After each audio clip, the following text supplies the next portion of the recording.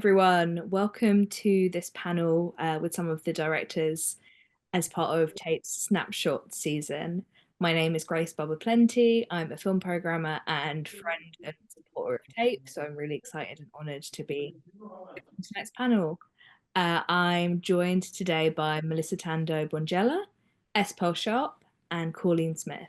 And I'm just going to hand over to each of them to introduce their films that are part of Snapshot. Milisuthando, we start with you. Yes, thank you. So I'm Milisuthando Bongela, and I'm a South African filmmaker based in Johannesburg as well as New York. And I made a feature in 2023 called Milisuthando, which is a story set in post-apartheid and apartheid South Africa, that kind of intersects between love, race, spirituality, and history from a Nguni child's perspective, a little black girl's perspective. Yearning. I have to ask dangerous questions. That's the fascinating thing about my country. Thank you. And S.Pearl? My film is Picking Tribes. It's a 7-minute short. It is semi-animated. I was in film school and just wanted to take on understanding animation and fell in love with it. This is not digital animation as we know it today, but this is 24 frames per second, 16 frames per second animation on film. And in the United States, the Black community has often had an identity problem, and some of us do have Native American history, and some do not, but claim it anyway because it was convenient to do so. And I was mesmerized by my mother always saying that I was 1/4 Indian, and like, how do we divide this up? And so my semi-animated short is looking at that story and how a young girl matures from that understanding to finding her own identity. I decided to lay claim to that 1/4 Indian blood my mother was always bragging about me having by way of my more than 1/2 Indian grandfather. I mean, how do we fraction this? Thank you. And Cauleen? Hello, I'm Cauleen Smith. I'm based in LA. The film in Tape Collective is Dry Longso, which was shot in the summer of 1995, released 4 years later in 98, 99. It's a film about a young woman in Oakland, California, who is trying to figure out how to be an artist, and is surrounded by different kinds of jeopardy that she and a newfound friend have to sort of navigate together. What's your concept? It's estimated that 70% of black men will either be dead, on drugs, in jail, or unemployed. Homicide is the leading killer of black men between the ages of 13 and 35. 1 out of every 4 black men is currently involved in the penal system. I'm capturing and preserving their image. Great. Thank you all so much. I wanted to add that my film came out in 1984, so it's Wow. It's an elder also. We're really spanning generations. We're also spanning the world in this session. So I think it's really amazing. Really nice to have 3 generations of filmmakers. Yes. It was like this when I started. So I love this. I can't wait for there to be 4 or 5 generations in one panel. Exactly. So I wanted to start with talking about kind of the main theme of Snapshot, which is Black girlhood. I wondered if all of you could tell me what Black girlhood means to you. Can be in the broadest sense possible, but also what do you think of when you think of Black girlhood on film? You know, it's changed, but and it hasn't. I think I wanted to just show, I just wanted to make a film about girls, young women who were friends who were just trying to live their lives the way my friends and I were trying to live our lives. And I didn't realize at the time how so utterly unfamiliar that would be to audiences, that there would be no way to even register that these lives were something to look at. And I'm so happy that that's no longer the case. But the 90s was a really sort of patriarchal centered time. And girlhood was considered secondary to the concerns of our popular society. And now I think that Black girls have the tools to speak for themselves in ways that we didn't, and it's a beautiful thing to see. And I feel like I'm learning about the expansiveness of who we are and maybe have always been through younger artists. I was strongly influenced by Ayoka Chenzira's film Hair Peace for Nappy-Headed People, because for me it was the first film where it was independent. It was Black women, men and women, but on screen in a film controlled by a Black woman and created by a Black woman. And it's one of my favorite films to this day. And then when I wanted to tell the story that I tell in Picking Tribes, there were different ways that I could approach it. And I decided to tell it from the little girl's story, from her point of view growing up. So it was a point of view choice that I think makes Picking Tribes qualify as a growing up girl film. For me, I think growing up in South Africa, which was culturally isolated from the rest of the world for a very long time, the idea of Black girls plus films was something that I could not even imagine it. I didn't know I could study film when I went to university. I didn't know that film was something I could study. But it turns out all the subjects that I picked and my career before I became a filmmaker actually all were leading up to becoming a filmmaker.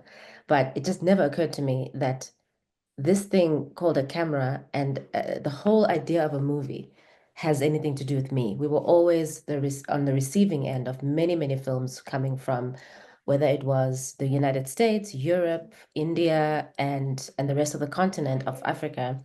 It took a very long time for me to understand that I had it even when I started making my film, which is my very first film, it took a long time to realize that what I'm doing is important.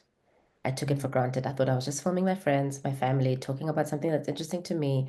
And later on, when we got real funding and this thing was being taken seriously, I was like, oh, I'm doing something important. I need to be conscious of the fact that I am a Black woman telling a story. But I have to also be, I'm married to the notion of my little girl self. I've kept a diary since I didn't even know I was a writer, but I kept a diary since I was 8. And it was almost this unconscious vernacular thing that I used to do, which is that's how I processed my own emotions as a child. And so I've always been a writer, but again, took me university to realize, oh, I'm a writer, and to claim that. And so it was a matter of um, developing the consciousness of Blackness, first of all, which also was something that was not very, I wasn't conscious of, even though I was in apartheid South Africa. Nobody ever sat us down and said, we're Black. Nobody said that there's a problem called apartheid. Nobody said there's people who say you can't sit on certain beaches and eat certain fruits and who've taken your land.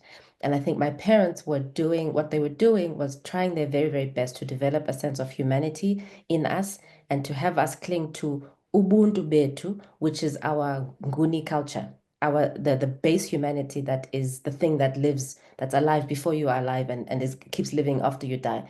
And I think they knew that somebody would say we're Black inevitably in the world. And so my Blackness came as a very, very late sense of consciousness. So which meant I had these two entities within me, my Nguni self and its culture and its language and its proclivities, and then my Black self and its culture and its language and its proclivities. And marrying those two then meant that I now could say something about film, whereas before I couldn't. We were always on the receiving end. And so where I've landed with that is now that these tools are in our hands, because it also took a very long time for Black women in South Africa to make films. We're almost the very last women on the continent to actually pick up these tools and tell stories with them. And when I was looking for references of filmmakers by Black women in South Africa, I couldn't find any from, comparing the greats of West African film and North African film. I couldn't find the South African the contemporaries of those people, except Lionel Ngakane and Bulane Sepati Hopa, which I couldn't find it was difficult to find their films. I could only read about them. And so the quest unconsciously became, how do we imbue this tool with our own values? How do we recalibrate it and not make it do the thing that it's done to us as African people, especially as African women, which is to cast us in a very particular way that does not embody our full humanity at all times. It does not embody our full humanity. And so how do I make this camera speak Zulu and make it have my values? And I'm lucky that I'm young. I mean, I'm 40 in a month, so I'm not really that young, but I'm still gonna make, now that I have this consciousness, I'm so excited about making films because now I know exactly how to, I don't know exactly what films to make, but I know what spirit I need to make them in. And it's very conscious of this perspective of um, Black women, African women, Nguni women. I was like having a successful acting career, and I realized that as an actress, I was at the end of the decision-making process, and that the decisions were all made in production and the other side of the camera. So that's what made me go back to school, back to film school. And once I did that, I realized that's where I really belonged. That's where I was happy, and that is where I was most relaxed. I had never really been comfortable in acting, but in the film, I was just took over my life, and I was quite happy to let it do that. You know, I really relate, Milisuthando, to your story. I had no conception of filmmaking. I literally tumbled into it. And I was a freshman in college. We had to take some kind of elective, and it took film aesthetics. What is that? I don't know. Sounds like I get to watch movies. Sounds great. I take it. The teacher was really phenomenal. He was really breaking down the grammar of cinema. What does this shot mean? What does this lighting mean? What is the history of this particular kind of composition? And I slowly started to realize that this cinema was a language. And the reason that I had always felt sort of alienated from American movies is because that language was used to diminish me and everybody that I loved. But it was a language and it was a grammar, which means that it could maybe say something different, you know? And that's what got me tinkering around with it, was learning about the Dadaists, the surrealists, like people like Hans Richter, even like Pasolini, like directors who played with form. And when I watched their films, I did not feel that same sense of diminishment, even though I wasn't present in the film. Yes. I also felt like I wasn't being chewed on in these Yeah. films. So those forms, their grammar, their language indicated to me that maybe something was possible. And I'm still trying to make my own language, you know? Yes. The problem is, like, maybe I'm the only one who speaks it. And that's okay. I think that that's okay. As long as the language can reach the universal values that all of us feel as human beings. We all want love. We all want belonging. We all want home. We all want safety. We all want to feel secure in our lives. And so there's a book that I was reading while we were editing our film called In the Blink of an Eye by Walter Murch.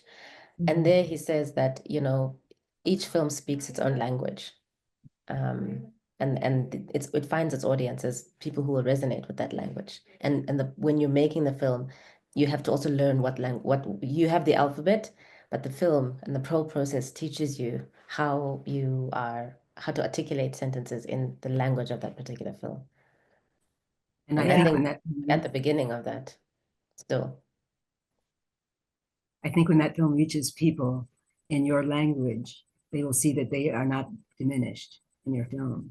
And I so think the that is language connects. actually, I think that is very much the case, that I do know how to wield these tools in a way that speaks my voice, but doesn't need to use others or the images in a way to diminish or produce separation. And I think it's so interesting that mainstream cinema really does depend on those mechanisms, you know?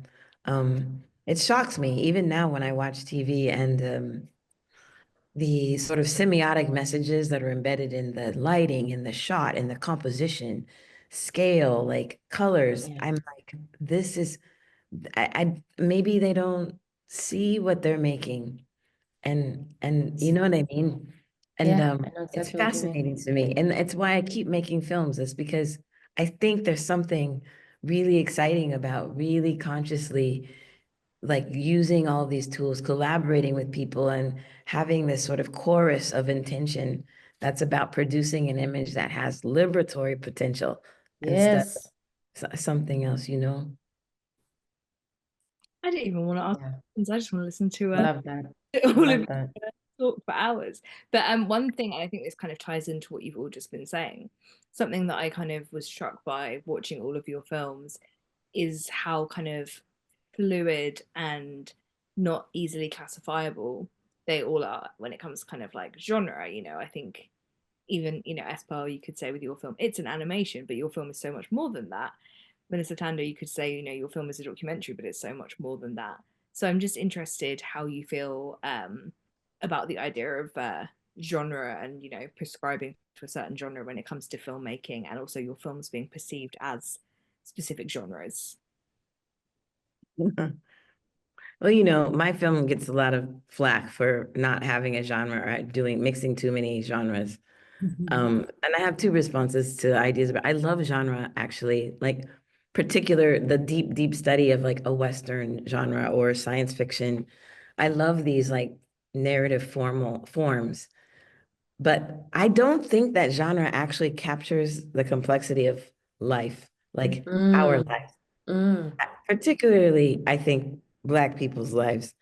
Um, and that's why I think like my film confuses people, where they're like, oh, it's a serial killer movie, it's a whodunit, it's a buddy movie, it's a fish out of water, and I'm like, this is life. Whose life is Exactly. not like this? You know, Exactly. Mhm. Yeah. Yeah. I've kind of let the genre folks do what they do, and then I just make my films. Like you said, there can be so many interpretations. It's like writing a poem. People get from it partly what they bring to it. And so the genre is more for commercial people who have to put things in boxes. I can't work that way. So the film is there. Whatever box you decided it's in, that's your box. Go for it. Like, Yeah. yeah. I could not agree more. That's exactly how I feel. I think for me, my fidelity is to the process and the story. Yeah. And I go where the story leads. We walk together. We are in collaboration as you know, the story has its own entity and consciousness. And we as the people making it we come correct to the process of understanding how to listen to the story. And with this particular story that we were telling, the process was so, I don't know, spiritual. I think like many of these types of films, that was very spiritual and very intuitive. And when we were trying to squeeze it into a genre or squeeze it into something palatable for certain audiences, the film would reject us. It would turn its back, and we wouldn't be able to access the information. And we would, even within ourselves, we would argue, and there would be no harmony within us. And we were then always kind of chasing these other moments where the film revealed its finger, and then maybe it's elbow, and then maybe it's shoulder, and that became the thing we were following. And I mean, it didn't even the word genre left the room years ago. And I think also, I feel we're still, I mean, at the beginning of even acknowledging, understanding, having this representation of films that are about many different subjects by Black women from all over the world. And so I think it's an opportunity to actually reject that notion. And maybe in later years, they will come and say, okay, now that 10 of these types of films have been made, maybe this is a new genre, or it can be slotted in these existing genres. But I don't particularly think it's my business to go according to a particular genre. I think maybe the critics can do that, and the writers of the future and the scholars of the future, they're the ones that can help us find modalities of making these films findable, because that's the other challenge, is that a lot of the times they're quite difficult to find and access. And so, but I hope that when in the making and the naming of the genres, there's an expansiveness that is capacious enough to hold the complexities and the nuances and the contradictions and the various blacknesses there are in the world. Cauleen, I wanted to ask you about the restoration of Joanna Alonso that took place in 2023, and how do you see any difference in reactions to the film when it was first released versus this restoration? And I suppose, have you seen new people kind of being attracted to the film? From my personal experience, I'd heard of the film a while ago, but I'd found it, as we were kind of saying, like really difficult to watch. And it was that amazing experience of suddenly there's a restoration, and it's like everyone's getting to, suddenly be able to see it. It's been really an incredible experience, and I wasn't sure it was gonna be because of the way the film was received in the 90s, early aughts. The film actually was well received, like sort of critically, but in terms of how it kind of was understood, I found it was really demoralizing to have made a film about two Black girls, and then somehow I thought I had done something wrong because everyone was convinced that I was trying to talk about sort of like the endangerment of Black males, because one of the characters is obsessed with this idea. Yeah. And that there was very little acknowledgement of the craft that went into the film, and a really, really heavy emphasis on its low budget. And it's a good film in spite of its budget, was the kind of phrasing. And Yikes. and I wasn't, that's true. Like we had no money, you know what I mean? So it wasn't as if I would disagreed with that, but I was really surprised that unlike other independent filmmakers with low budgets where they would talk about, oh, but in spite of the low budget, their prowess with like composition, blah, blah, is so impressive. That wasn't, it kind of ended with this.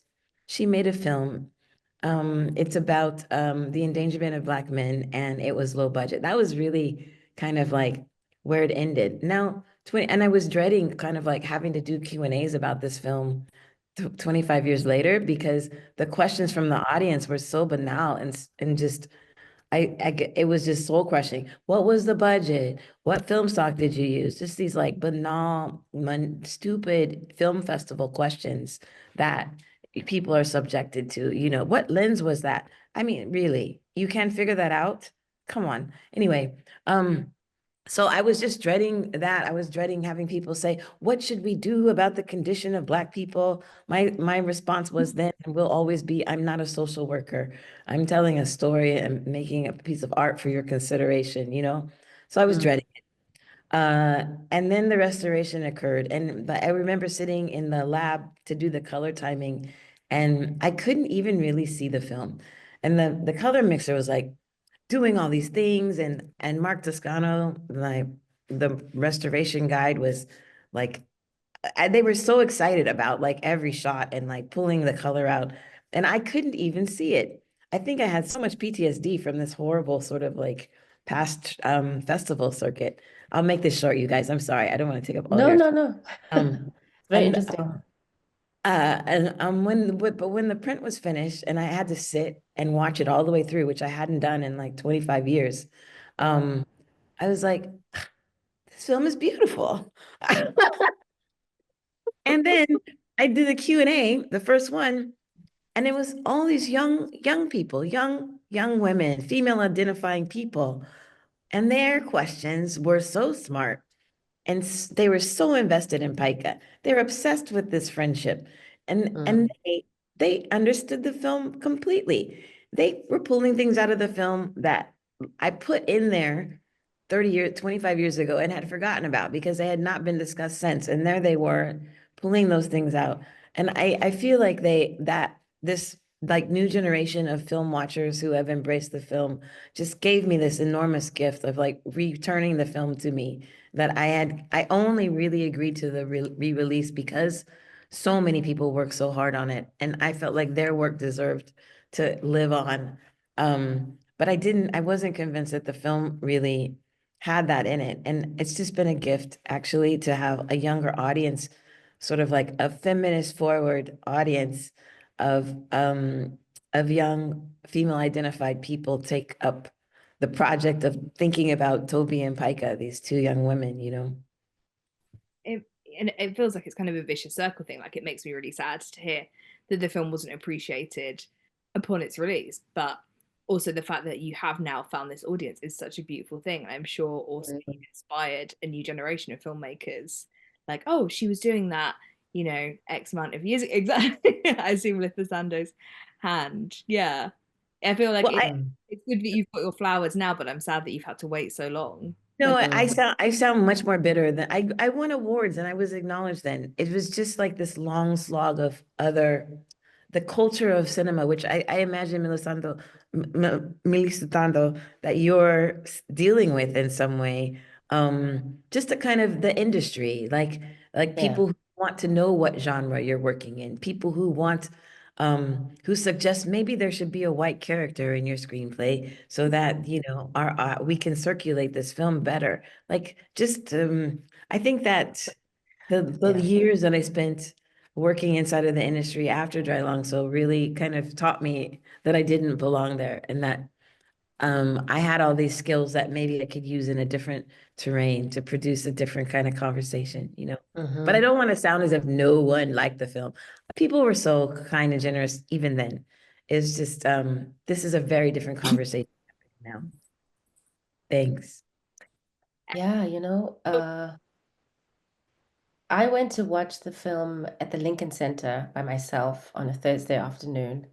When I wasn't living in New York, I was just visiting and I didn't know what to do. And somehow I saw on a program, because my film was also at the Lincoln Center at the same time. And I was like, oh, I can do this. I watched one of your films in Virginia in Richmond at some art center. There was an exhibition in 2019 or 2020 or something like that. I remember watching the films, the Sojourner, I think, and I was like, I love this.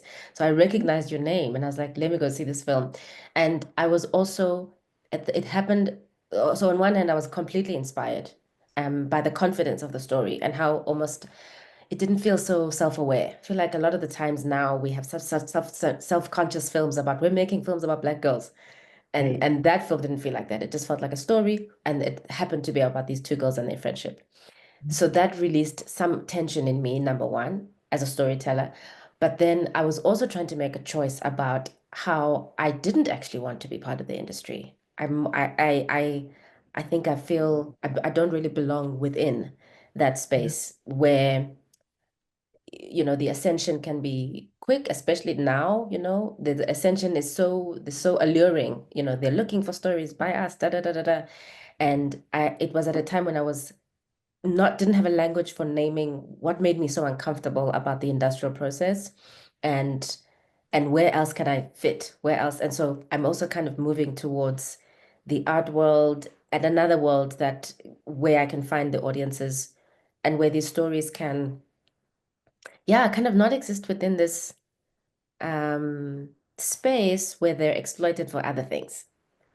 And your film and a few other films I reference and think about as I try to imagine as an African contemporary filmmaker. And here, Netflix and it has just completely taken over and it's like relanguaging how we understand film. And South Africans, the one thing that apartheid did, we did do well in apartheid is tell stories. We know how to tell stories and make good TV. I grew up watching excellent TV programs in South Africa that were, some of them were legacy shows from apartheid where, Black people were also making them. And then post-apartheid, the commissioning editors were amazing. They really chose. So as a kid, the references for films were very sophisticated, far more than I feel the kids have now. And there's something about creating this an oscillation between the industry, the art world, but another third space where these films can, like tape, for instance. The reason, I'm so committed to this process of working with you guys is that I feel like, wow, these people actually understand what the film's about. And I don't feel like I've got to do all the legwork of telling the story, being in the film, telling people how to deal with racism. What are we going to do about racism? And the distribution partners that you guys have been has really felt like, oh, there's a possibility here for something else to happen with these stories, such as exactly this. One of my summaries of the industry is in a quote by John Williams, the noted composer and orchestra, who's won so many Oscars for his music. He said, in Hollywood, they don't want it right. They want it Tuesday. And so that sense of it's about the business and, you know, the deadlines and all of that. But when we were working, when we were doing our own work, it's about the work. And sometimes I know, I'm sure all of you have experienced this. You sometimes have to stop because there's no money and you're not clear what's happening next. And I just tell other filmmakers, go do your laundry that you haven't caught up on, you know.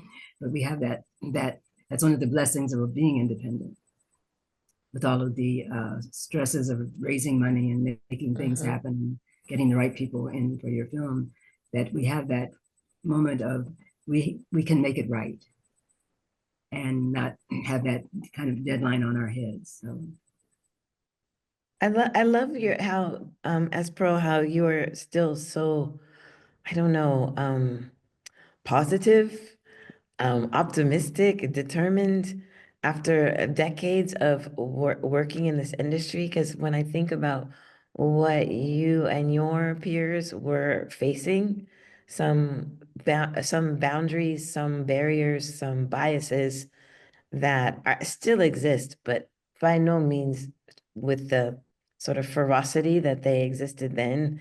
I mean, the determination to make and have faith that your work would find its place in the world, it's really inspiring. And I wonder if you have anything to say about that.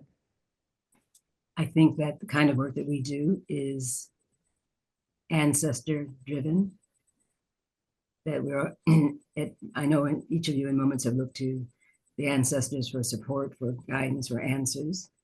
And I know that in my own experiences, there are things that have happened to move my films forward in the process of making them that I could not have scripted, I could not have planned. I could not have picked up the phone and something happens like, whoa. Apparently the ancestors want this done. And so that's something that I keep very strongly in my consciousness and in my thanks to Great Spirit that they let me know when, if there's a pause, if things are not working, just give it a moment, give it some time. When they are ready, the next thing that I needed will show up. And then I start moving forward again. So I found that to be the case in every project that I've worked on. And I would love to hear your relationship with the ancestors. I am so happy to hear you say that. And I wish I would have met you before when because that wasn't, we didn't start off with that perspective. You know, we started off downloading Robert McKee's book on how to tell her story and how to do screenplays. But you found that book. You found that book. Found part that, of it. That's found part that of that. I guess, yes. But for me, I was trying to write a book actually. And something said to me when I came home one Monday afternoon in 2014, something said, no, I want to be a film. And I was like, but I don't know how to make films and I didn't go to film school. And the thing said, I'll look after you, don't worry. And I wasn't conscious of it then, but later on I realized that was actually spirit and the ancestors. And my film is a full collaboration with my ancestors because some of the ideas, some of the perspectives, and some of the tensions appeared through dreams. Literally sentences where I'd wake up and be like, oh, this one didn't write it. I didn't write it. This was somebody delivered it to me in a dream.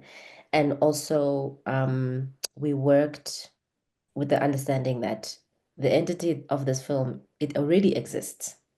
And it's just we're coming to us to collaborate with it.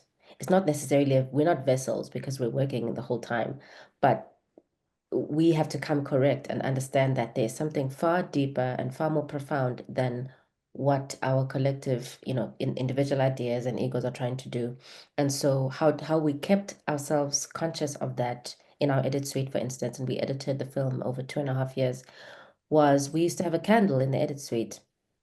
And we used to burn in Beppo, which is similar to sage and how sage is used. And Beppo is burnt to call the ancestors and to cleanse the air. And at the beginning of my film, I call my ancestors, and at the end of the film, I call my ancestors because this work was a full collaboration between me and them. And this is how people make art in South Africa.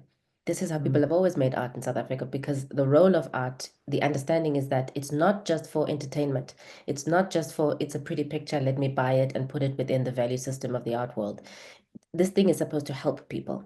This thing is supposed to help us make sense of the world and our world. And if you decide to follow, you won't be alone. This is what I learned in the process. And there would be times we would be stuck, where me, my editor, my producer would be stuck, and we wouldn't know what to do with the story or the film. And we would consult a healer. And we had money to hire like a consultant. And we thought, we should hire a consultant from America. We as these three little South Africans, we can't do this. We don't have enough experience. There was a lot of self-doubt in us, and it felt too big to carry. And so we thought, we have money to pay an American consultant because they're more, experienced, and they obviously in movies and whatever. And the healer said to us, when we went for a consultation, nobody knows this film more than the three of you. Find it within yourselves to listen to the story. There's nobody coming to save you. Forget about somebody coming to save you. You have to figure this out, because nobody can tell you about this film more than you three can tell yourselves about the film. And that's when we were like, okay. And we decided we had something called the Umbilini wall, which was, Umbilini is basically, it's the opposite of anxiety, but it feels the same. When your body has recognizes something as truth, and it almost resides here, and it raises, and you get goosebumps, and it's undeniable. And we had many of these moments where the film revealed ourselves. The moments when it would show us its shoulder, we called those umbilini moments, and we'd write them down. And this is also how we kept ourselves accountable to the process of, yes, we are here, yes, we've got brains, and we've got our lived experiences, etc. But at the end of the day, this is a collaboration, and the role of the film is not so that we can go, oh my God, we're such amazing filmmakers. This is to say, what role is this going to play in the audience? How are we responsible to these audiences? We're not just telling a story about apartheid.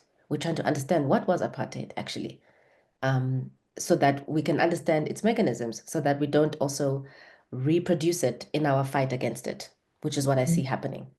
The lagering, the individual, the everyone sticking to their own group, and saying the same thing to each other, and creating an enemy, and saying we don't want to engage. This is exactly what apartheid wanted. And so to keep ourselves sane, even when we were watching horrific footage of the intentions of apartheid, how it was not a mistake. It wasn't oh, by the way, no, they sat down and planned everything very intentionally. So even watching that footage was extremely painful, and we had to do everything we could to not reproduce that cinematic violence. We had not to take our anger. And so I was seeing two healers throughout the entire process. One who I could consult, who would help me engage the ancestors who were in charge of giving me this responsibility. And the other one was for cleansings. So I'd go to her when I had seen too much, and now my eyes were tainted, and my spirit was also like, okay, I've really seen the baddies do the bad things. How do I not take this into the edit? How do we not contaminate the cut with this rage and anger? Or how do we take that anger and use it responsibly so that it's not doing the same thing? And all of that was that's why I say it's a very spiritual process. And my editor is South African. And so she also brought on her own ancestors. And I would dream about them. I would dream about a very old Korean man sitting on a tree, and my producer was South African Jewish, and I would dream about a Jewish ancestor. And so we always knew that the process was led. And the only kind of mistake we made was to think that this process is over when the film was finished. And it's still happening, because we're still having distribution issues, funding issues. The film's still not out yet because of all that. And the gag is that I didn't know that. I thought, okay, it's done now, we can put it away. Nope. Even in the distribution, even in the how's the film going to get seen by people in this climate that we're in, I feel like we're still at that spirit school. They're still with us, although sometimes because we're not in the edit suite together in that contained space, sometimes I forget that actually I was sent by my ancestors here. And this was a collection between us and them. Wow, that's Fantastic. I think maybe I will find budget to have a South African healer consultant in my, but I can help you. I know them. I can 100% connect you to the 3 people I worked with.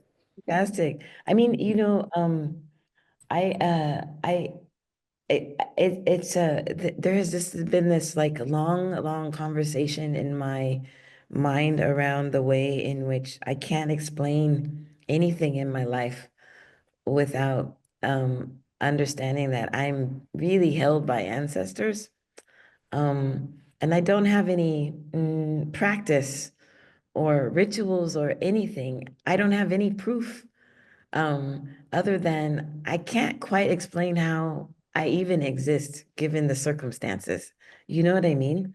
And when you were talking about dreaming about ancestors, where I grew up in Northern California, didn't know that our house was on the site of a former Miwok indigenous Native American village that had been massacred and then taken over by Portuguese farmers.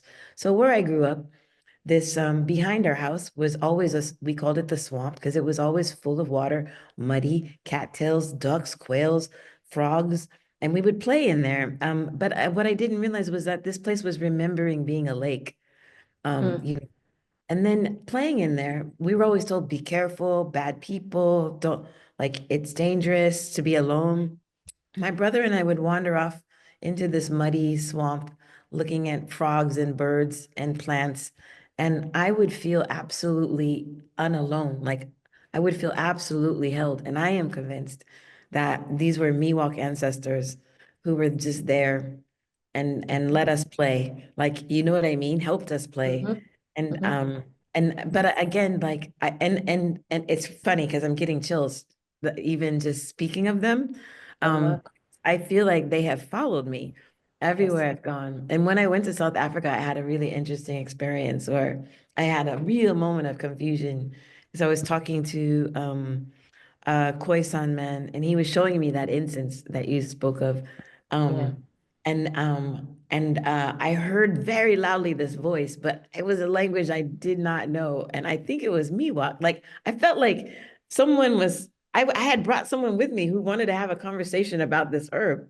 It was crazy. Anyway, so I don't know how this fuels into my filmmaking practice, since that was kind of the question maybe you were asking, Pearl, but I think that it's wonderful actually to be able to be in conversation with other artists and talk about how this works, how like you can be on set and it's a like the sometimes the fragility of getting a particular shot, that feeling where you're like the sun is going down and there's just a certain like tension.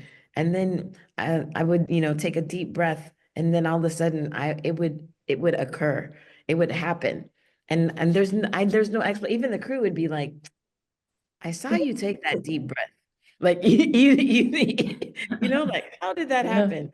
It's just really wonderful to be in conversation with you about that we are working with and through our beloved ancestors all the time. I just love that. And I love that this is being recorded. And it feels so, because sometimes I felt like I'm a little bit, like, not crazy, but talking about this on a stage is like a little bit like, okay. I might not. Yeah. It took me 10.5 years to make a feature documentary on the residuals of slavery. And I went at one point to Sedona, Arizona, and rented a small cottage just to look at all of the footage that I had and figure out what was going on. And when I arrived, the person who had arranged the housing for me said, there's a gathering this evening. Would you like to come? And I'm like, that's going to take me off my path because I'm coming to just really focus on the film. But she was so nice. Let me just go for a short while. And it turned out that the gathering was being hosted by 2 women who were seers. And so they shot, they asked me to tell them a little bit about the film. I did. And I go home and I get in bed and then I can't sleep because this voice is saying, you need to call them and have them read the film for you, have them see what they see about the film. No, I can't do that. That would be crazy. no, you 2 o'clock. No, you need to call them 4 o'clock. I'm not going to call those people and ask them to do a vision on my film. That doesn't work. 6 o'clock. Okay, I surrender. So I get up about 8 o'clock. I call and I say, and I'm very hesitant. I was wondering if you, I can't get the words out. And the lady says, yes, dear, we're expecting you. What time are you coming? And I was like, whoa. Whoa. And in that reading, yes, in that reading was the history and the interpretation, what the ancestors wanted me to do with this film. Mm. And the first thing was to change the beginning of the film because that was not the right beginning. And then it went on from there. And what they said was so deep. I had recorded it and I brought it back to two of my spiritual people here and said, help me understand this. So it plays, it comes for, once you accept that process, I think it works for you in different ways. You don't know where it's going to show up or when, but it does. Yeah. So special. This is so special. I don't know. I feel like we should not name it, but claim it and as part of this legacy and part of these types of films by these types of people. Like this is a normal thing to access. This is a normal path to follow. This is a normal to normalize it so that because we felt a bit isolated because I didn't know that on the other side of the world, S.Pearl Sharp existed and she'd been doing this, For decades, yeah. decades. You know what I mean? And so it's a form of knowledge. It's a form of intelligence. It's a form of technology. Actually, it's a technology. Technology. It's beyond. It supersedes the technology. It's beyond the technology. For me, because if I get caught in the technology, I'm pushing buttons. I don't know what I'm doing. It's not coming out right. But when there's this other power that's pushing the buttons, then and I respect that and I acknowledge it, then that's when things begin to work.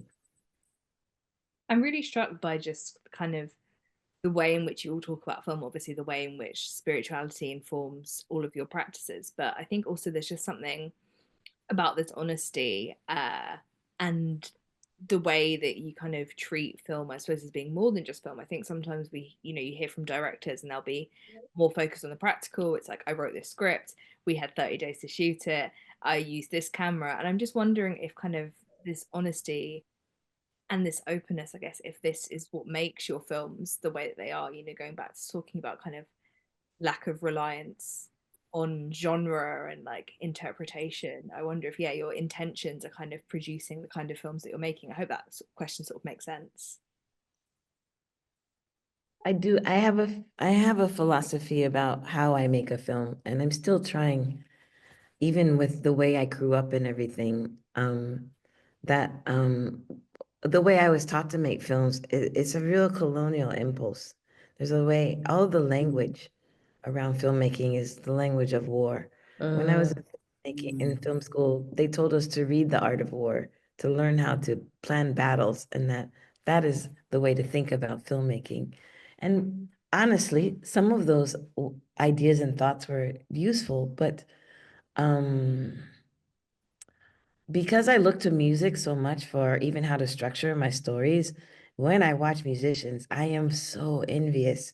Just pure green envy at the way in which an assembly of artists can come together and listen to each other and make something together in time.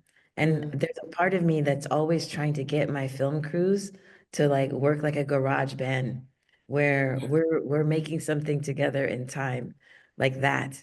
And I have that ethic because every once in a while I've made a film that taught me where I did something inadvertently violent, like a reenactment of something. I think I'm stuck. And then I didn't realize in the reenactment that I was reproducing the violence. Or we are shooting on a particular corner in a neighborhood.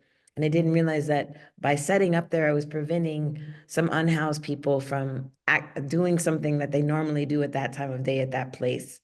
Or and this like colonial impulse to take and overcome and occupy. It is something that in my actual making and crew structure, I work against all the time now, which really limits the kind of films I can make or the scale I can work on. Because like when you scale up, or even if you want a particular kind of shot, it requires a level of control and exertion that I'm now unwilling to exert. So you're unwilling to, even if it meant that you really need this particular moment in the film? Do you trust that you're just going to find that moment somewhere else, or?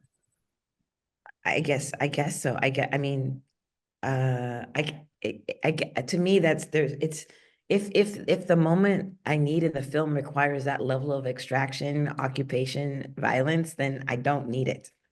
Okay. I hear you. And does your crew understand? That's what I've learned also, is I have to pick my crew so carefully, because I can't really explain all of this to them. They have to be willing to play. And also it's really difficult because, you know, when you are a camera operator or focus puller, whatever you do, you want to do it well, and you want the sort of support on set so that you can do your job well. And I spend a lot of time removing those supports, so we're all kind of free falling. And it's a particular kind of person who's like, okay, I'm gonna pull this focus, wee, here we go, without that support, without that control. You know what I mean? So I'm finding my people and assembling collaborators who can do that. But it's not everyone, and I understand and I respect that. Like, you know, you want to do your job well, you have a particular way you want to do it. You're probably not the right crew person for me, even if I love their work, you know. And I think if you're leading with this ethos, I'm sure you're attracting people that align with it as well. Yeah. I mean, now I have a great producer, and so we talk a lot about that. And she's like, I think I know who you need for this shoot. You know what I mean? Because it's so important to me now, this like light touch, like not leave imprints and not take and not destroy. What are you working on now, Cauleen? Oh, well, I'm in the writing phase. I really want to make a film about women who are criminals. Women Like who set break, it off style? you know, Good criminals or bad criminals? yeah, I mean, we can start with Harriet Tubman, the greatest thief of all time. And from there, so I'm thinking about fugitivity and the liberatory possibilities of disobedience. Like, I mean, do you both, Milisuthando and S.Pearl, do you want to share what you've got coming up, what's percolating for both of you at the moment? Yes, so I'm working on two projects at the moment. One is a feature film about the Dakar Dialogues, which were a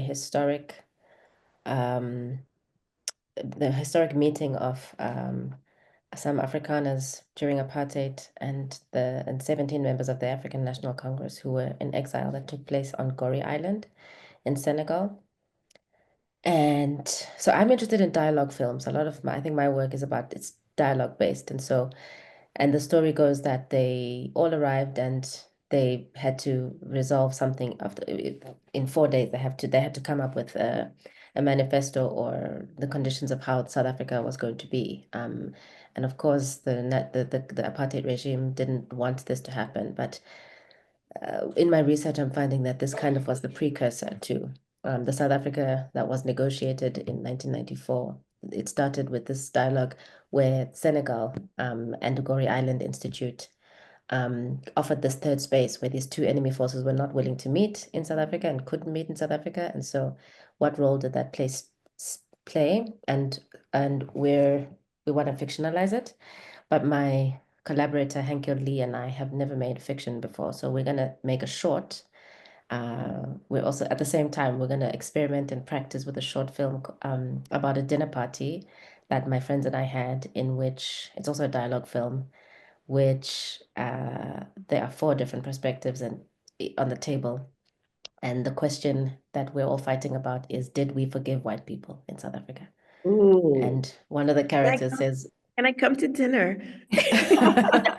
I'm kidding. we actually want to make one character American. So this happened. This is all said. This all for my documentary. We did actually film this dinner. It is sensational, but it couldn't fit in my film because it's too rich on its own and it needed its own space. And so we have all of the footage, and what we're going to do now is essentially create a script and then recast it with actors. And we are recasting one of them as a Black American around this dinner table. And the whole idea is to kind of think about our existing relationships with white people and the proximity and the relationships we do have and what to do about some of the power dynamics that remain and what it is that we want and whether we can actually liberation can happen through the relationships or outside of them. And so that short film is kind of we're going to do that as a practice, and we're also going to do a theatrical expression of it. We're going to film the rehearsals and stage them in front of an audience at we have to propose this to a place called the Center for the Less Good Idea. Yeah, I know them. Yes. So we made another short film with them last year, and now we kind of want to stage it and record that, but we want to record the rehearsals of the actors, and then those are the two projects I'm busy with. And now you found your American star. Thanks. Please imagine! Oh my God, that would sell the tickets and they'd be sold out. And That'd be amazing. What are you currently working on? I am. Hold on, it's trash day. Can you hear that? Can you hear me? Nope. No. You're right in front. Okay. At 82, I have backed off of trying to carry all of the hats. I've taken off the producer hat and the hiring the crew hat and the several of those hats. I don't ever want to do budgets. I don't want to do any more of that. But I was putting out the call for collaborations. And there is a sculptor named Chukes, Chukes, look him up, who does extraordinary work. And a lot of his work is images of women. And so I fell in love with his sculpture, and he fell in love with my poetry. And he proposed that we do an experiment. I would come into the studio, he would take out the clay, start a new piece, and I would improvise and create poetry. And we would just go through 2 or 3 days as he was building a piece. So we did it once. And we were trying to do that as well as film it and record it. And we messed up the technical part of it. So we thought about it for a few minutes and we went back and did it a second time with a young man handling the video and the sound for us.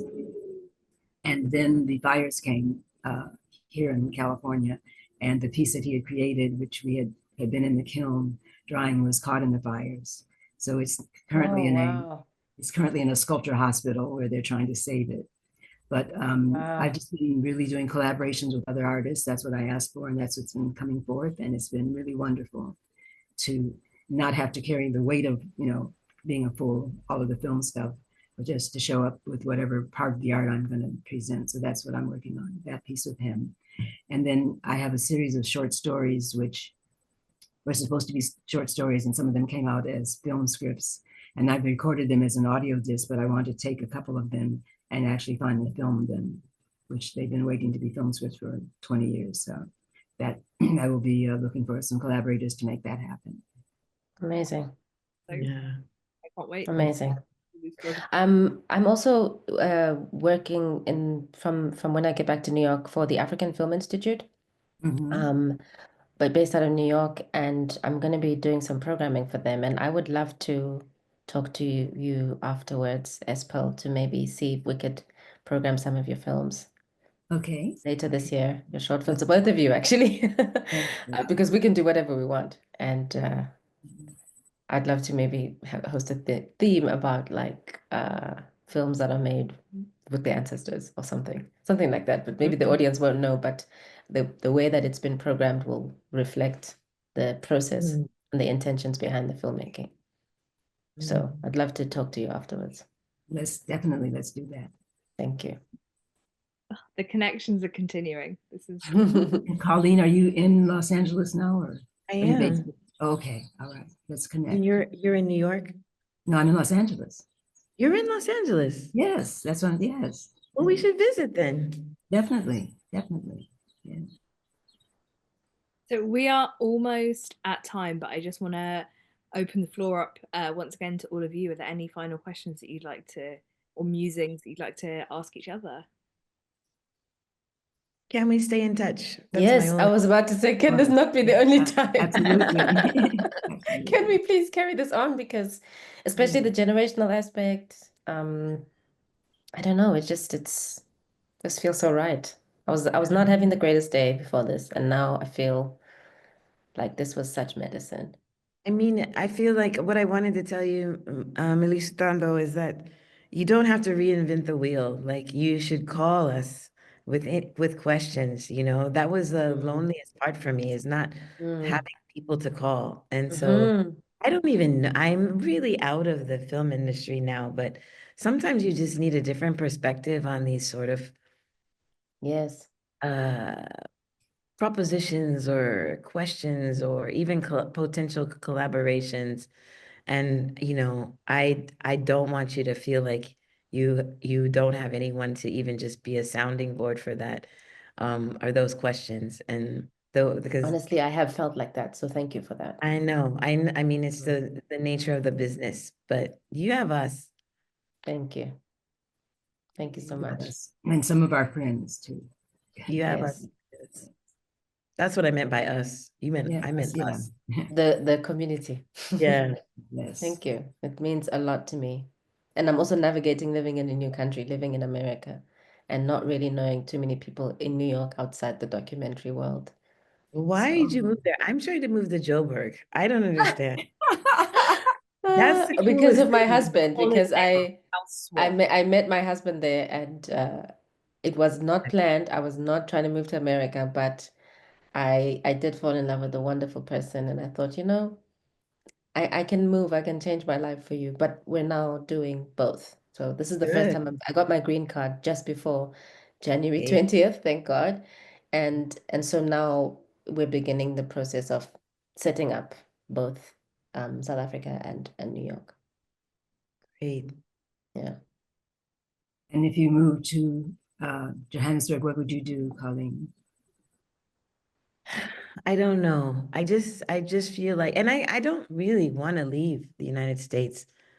I just, every once in a while, I get a flash of what this country could become, and I think I might have to. And when I went there 2 weeks ago to Cape Town, I don't think I could live in Cape Town, but Yeah, it's also yeah.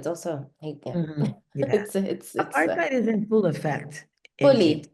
it's In in full fact, it's effect. doubling down. It's It is doubling down. Yeah, it's really, doubling down. it was, Johannesburg is different. yeah, It's the only sad thing about Johannesburg is that infrastructurally it is crumbling, and it's not good to be around that. But all my people are here, and I would immediately introduce you to everybody who would host you and there's the thinking that happens here. yeah, Amazing. so, but it was just, I really like, I think North American Black people and Black South Africans have a historical affinities. We have experienced something similar. I like your life narrative, I recognize it, in a way that I think in the West and the East of Africa, colonization happened so differently. Yeah. And I was curious about South Africa. I'd never been. And when I went, I was like, yeah, I understand this, like in a way where I could contribute. I wouldn't just be in exile here. I could contribute Yes. here. Yes. And that's You are what, legible here. yeah, You're legible. we Yeah. have things to work on together. So that was a really exciting feeling. Well, please, anytime you want to come here, I know exactly who to introduce you to, and they would look after you. I'm staying at one of my friends who's an amazing musician. I'm staying with her. Every time I come home, I stay with her in Joburg. And she, along with many other artists that I know, would be more than willing to befriend, host. And we could also have very difficult conversations that are happening right now between African Americans and Africans.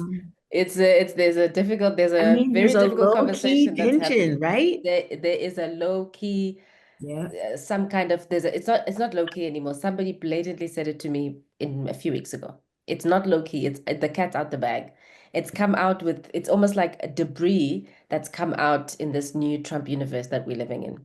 the tension is now like, in fact, the whole notion of you guys sold us is very much back on the table, and it's now very loud, and people in the fight for resources, naturally, the articulation that I got from a friend of mine was that you guys should be grateful for the spaces that Black Americans have made to open up opportunities. When we fought for these civil rights, they were for us. And now when you guys are the ones that get them, from West Africa and now South Africa, this creates tension. And I said, I haven't heard this articulated in this way. I do understand. I can see this thing now. I can see how that can feel really, really bad.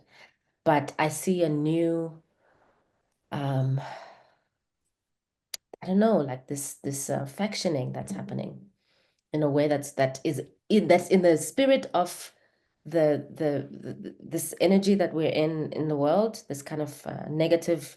I think there's a there's something to be discussed, but I would not like it to happen within the spirit of the toxicity But that we're seeing in the rest of the world. I agree, but I think it's a really necessary conversation because Yes. what after that is pure power and liberation. Like Yes. we have to have this conversation. We do. I think we do.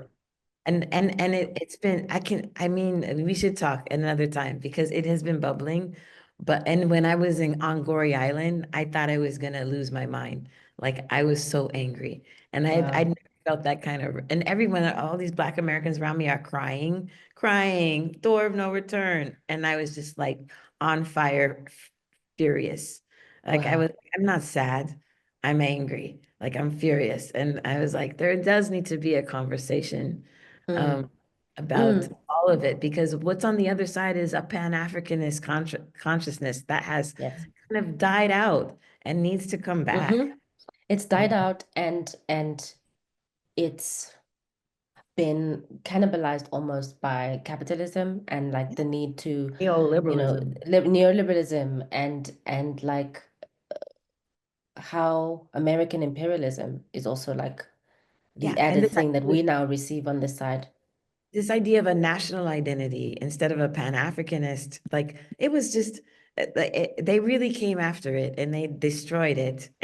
But it's the reason they had to destroy it is because once we get it together, Festec, all the Festecs that happened. So I look forward to these conversations and these fights. I think we can do them with love. With love, exactly. It can happen with love. There's definitely a conversation to be had, but we should have it with love and responsibility to ourselves and to our ancestors. For our ancestors. Yeah. I think that's the perfect place for us to end. We've held the good and the bad. I'm so grateful that I've been able to, just witness this conversation. I really respect all of you and your work, and to see you kind of all come together and make these connections has just been really beautiful. So I just want to really thank you all, Milisuthando, S.Pearl, and Cauleen, for being here and for sharing your part of Snapshot. So thank you. Thank you. Thank you so much, Grace.